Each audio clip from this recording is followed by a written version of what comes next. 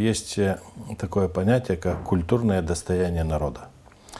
Вот эти вот две публикации, два издания относятся к культурному достоянию гагаузского народа. Первое – это Евангелие, которую на гагаузский язык в 1909 году перевел Михаил Чакир. И эта книжечка до сегодняшнего дня жива оказалась. Мне принесла один экземпляр учительница, педагог с Чедерлунги, преподаватель лицея имени Михаила Петровича Губоглу. Потрепанная такая Евангелие, которая была издана вот в начале XIX века. И подготовил эту книжку, перевел на латинскую графику, гагаузский язык, сам Михаил Чакир. И у нас, мы создали в научном центре две лаборатории. Лаборатория социолингвистических исследований и лаборатория фундаментальных знаний именно исторического плана. Так вот, вот эти две работы относятся к плодам работы лаборатории социолингвистических исследований. Мы получили благословение у владыки Анатолия перед тем, как переиздать Евангелие. И рады, что эта книжка уже в новом виде получила, скажем так, свое право на существование и на использование. Мы раздадим эту книжку всем священнослужителям, всем приходам. Естественно, в каждую библиотеку отправим. Мы сделали 200 экземпляров всего лишь тираж за счет бюджета научно-исследовательского центра Гагаузии. Вот эти две книжки стоят в пределах 10 тысяч лей. И с такой суммой мы справились. Вторая работа тоже относится к результатам работы этой лаборатории.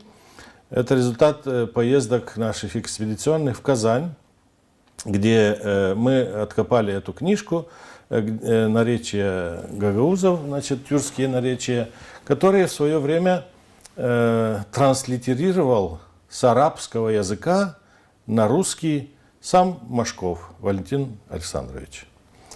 Вот обратите внимание, там на арабице написаны тексты этих сказок о Нострадине. Вот они там внутри есть. И российский ученый Иваницкий привез эти тексты с Кавказа. О чем это говорит?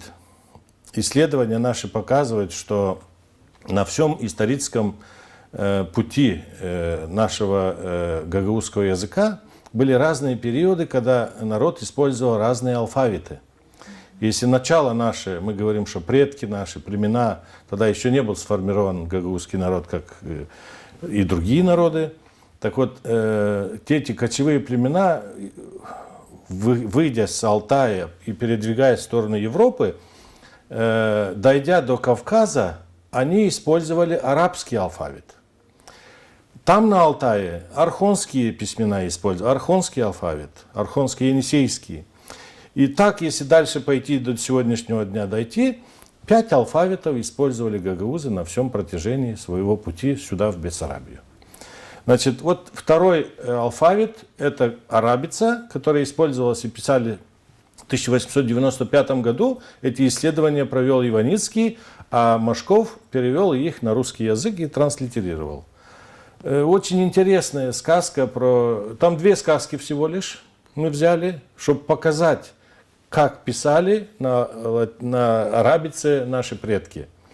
И даем содержательную часть, тоже интересные сказки. То есть мы пойдем дальше. Если говорить о дальнейшем пути, это на территории Добруджи наши предки использовали воложский алфавит.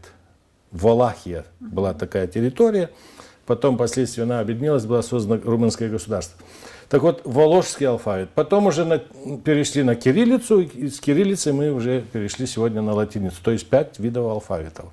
То есть, нет, когда говорят о том, что вот бесписьменный гагаузский народ, что у нас появился алфавит в 1957 году, это неправда. Это мы просто грешим немножко.